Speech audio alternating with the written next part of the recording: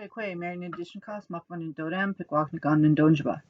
Hi, I'm Mary George. I'm Algonquin Bear Clan from Pequawknagon First Nation, and I'm one of the Cultural Resource Advisors with Dnaagdawenmag Binnoojiiyag Child and Family Services. I'm here today to walk you through the Dreamcatcher kit that you guys received. So in your kit, you should have your ring, your piece of fabric, your wooden beads, three of them or so you should have, your piece of sinew, and your craft feathers, and it might come in handy to have a pair of scissors available if you have one. So what we're doing, this is going to be somewhat like the final version that you're going to have. So you can either hang it from these, or you can hang it this way and let these dangle down.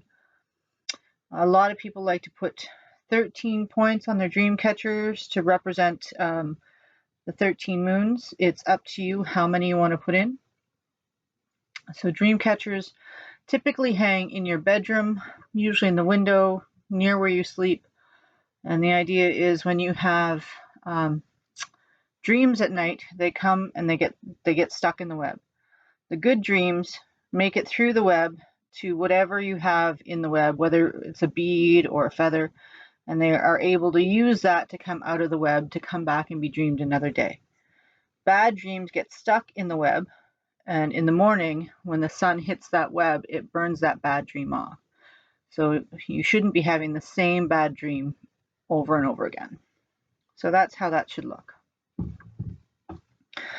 So to get started, you're going to take your piece of fabric and you're going to tie it on your ring. But you're going to tie it with a little piece dangling off. Right, so you're going to tie it kind of like this. Right, and once it's tied on your ring, you're going to take the long piece and you're going to wrap it around your ring over and over and over again. It's a very wide piece of fabric, so you can spread that out so that it covers the entire ring. Once you get your ring covered, you're going to take your two pieces of fabric at the end and you're going to just knot them together. Now, the fabric is really wide, so if you need to, you can go back and readjust it so it covers where you need to. And then you're going to leave these two ends hang. The next step you're going to take is taking your sinew, and it's probably going to be wrapped around either a piece of cardboard or something, but it's going to be a really long piece. And it's going to be most likely wrapped around sinew, because a lot of us put these kits together, so I don't know exactly how they're put together. So your piece might be really wide like this, or it might be really thin like this. So if it's a really wide piece, you can actually take your finger, your nail, and just kind of break it apart if you want to, because a really wide piece can be broken up into 3 or 4 pieces. So you can break it up if you want and just pull it apart, and then you will have multiple strands that you can use for other stuff. So you can do other dream catchers or use it for sewing or whatever you want to use it for. Once you have your sinew ready, whether you've split it or not, I like to tie my sinew to my ring close to the knot so it kind of hides behind the fabric. And you're going to tie it lots of times. So sinew is really sticky, but you don't want your knots to come undone. So just literally wrap it around the ring and just tie it in a knot.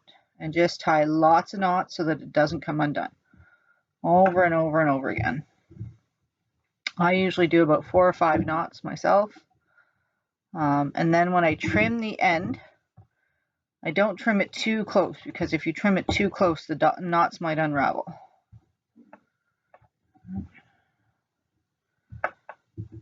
So then I'm going to take that extra piece, but I'm going to trim it really close to, like not too close to the ring. I want to make sure that it doesn't unravel. All right, and if you've tied your knot near where the fabric is hanging, no one's really going to see it anyway. So the next step I'm going to show you with this yarn on this bear ring, just because it shows up better on the video. So what I like to do is take my yarn, and if you can see, I'm holding it on one side of the ring. I'm going to kind of wrap it around the other one, and then I'm going to loop it through so that it creates a loop around my ring, and then I'm going to pull it tight. Now, depends however you want to do it. I tend to like, on a big ring like this, leave about an inch of space between one loop and the next one. Now these, when you're doing it like this, it's a little slippery. I like to put my finger on that loop so it doesn't slide the next time I do the next one. So if it's easier, you can always just take, because right now this is hanging in the back of the ring, I'll take this end and go around through the front of the ring and come through. And then I'll just pull it and adjust it where I want it to be before I tighten it, right? So that's the next step. And I'm going to show you how to do that with this yarn because it's just more visible than the sinew. So you're just going to keep going around and around again from one side of the ring, coming back through the other and pulling it tighter, right? And you're just going to do that step over and over again all the way around the ring until you have made it all the way around, all right? And you just tighten it where you want it on the ring. Same thing again. The beautiful thing about crafting is you all have the same materials and they're all going to be completely different. So they're going to turn out however they're supposed to turn out, and they're all going to be unique because everybody has their own sense of crafting style. And you guys, if you're just learning, you know, it might not turn out the exact same way as mine did, and that's okay, right? And if you are extremely skilled, it's going to turn out way better than mine, and that's okay. So just enjoy the process because you're making something. Okay, so see, I'm almost done around the ring here. And if you need to, you can always pause the video and just keep going around and around until you're ready to go to the next step. Right.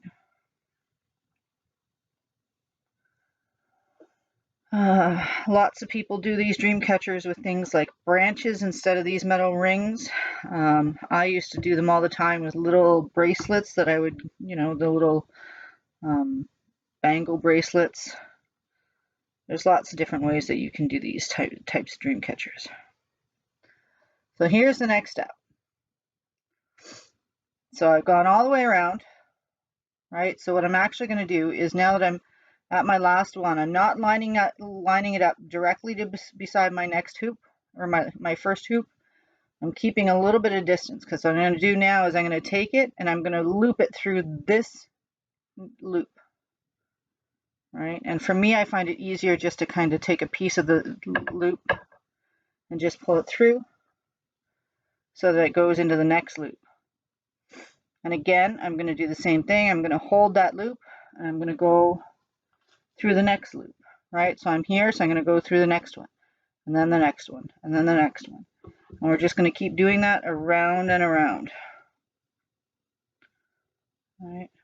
This part is easier with the sinew because it's a little firmer than the yarn. There you go. And just keep going around and around. So as you see now, I'm starting my third round. It's all going through the next one and the next one. So what I'm going to do now is I'm going to go from where I am here, and I'm going to do the same thing. Go to the next one, and then the next one, and the next one, and the next one. Now this is why I said you need to make sure and leave some space, because if you'll notice, when you get closer to the middle, if there's lots more, the holes start to get tighter and tighter, right? So you want to make sure that they're not your spacing isn't too close together, or it'll get a little more difficult to do the middle, right? So again, you're just looping it around. If your sinew ends up being too small and you've split your sinew, you can also just tie a knot and tie a new piece of sinew onto your knot, right? And just keep working from where you are. All right. If you want to, you can throw a bead over top of that knot as you work, right? You don't have a lot of beads, so I like to keep my beads kind of in the center. So like this one, you see it's kind of right at the center here. Same with this one, there's one at the center, but then there's one hanging down here, right? So you can put beads on wherever you want, but just remember, you probably don't have a lot of beads in your kit, so you want to kind of plan that out. If you want one in the very center when you're close to being done, you want to leave it on. you want to leave one available. And you're just going to take your bead, and they're super wide, so you can put the sinew through the hole in the bead really easily when you want to put it on your Dreamcatcher. As you can see with this one, I'm getting close to the very end. I've done the middle piece here. I'm going to put a bead on there and then tie it off. All right, so I'm just going to take the bead that I want. I'm going to put it on there. All right, and then I'm going to loop it. See how it's sitting there? I'm going to loop that piece around the next loop and tie it in a knot so it stays on there. All right, don't pull your webbing too tight because you don't want it to pop at any place. Sinew is pretty strong, but you really don't want it to pop. If it does, then you got to go back and redo it all. All right. So I've got it on there. I'm just gonna, this is where the last one is looped, and I'm just gonna tie it in a knot again, over and over and over again, because I know my sinew, I don't want my knot to unravel. All right, so that's the next step. So now that I've tied the knot, if you can see, this little piece here is hanging loose. I'm just gonna tuck it into this little bead again, and then I'm gonna trim it real close to that bead, just so that you don't see it. If you don't want to trim it, you can actually, so you can either just stick your feather into the center of the bead when you're done, 1, 2, however many feathers you want to put in there, right? Or you can tie it with the end of that sinew, right? However you want to do it to attach it. If you're going to stick it in the bead and you have glue, you can actually put a little touch of glue onto the end of that feather and then stick it in the bead so that the glue helps to hold the bead in place. Right, you can use, if you have extra sinew, you can take extra sinew and tie it down at the bottom here and tie more feathers and more beads on. If you used all your beads in the webbing, that's okay. You can still tie it on with other things. You can see that one is done that way. This one here, I had tied more yarn on the bottom with more beads on the bottom hanging down that way. There's no right or wrong way to do it. It's just however you're comfortable. If you're stuck and you have some questions, by all means, you can reach out to me. You can reach out to your worker, or if you're working with another CRA, reach out to them. I hope you really enjoyed the webinar. And if you finish it and you want to share, please send a picture of it to your worker. So Chimigwech, have a wonderful afternoon or evening, and Bamapi. We'll see you again next time.